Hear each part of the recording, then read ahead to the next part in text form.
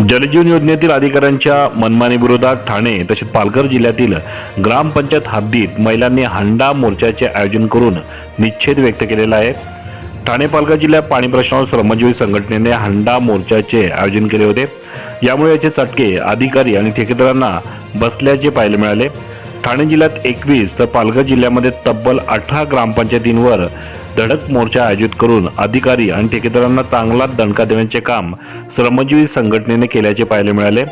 ग्रामपंचायत कार्यालयावर काढलेल्या मोर्चात रिकामे हांडे घेऊन सहभागी झालेल्या महिलांनी आमच्या घरात झोपडीत नळाचे स्वच्छ आणि मुबलक पाणी कधी येणार याविषयी प्रशासनाला जाब विचारला।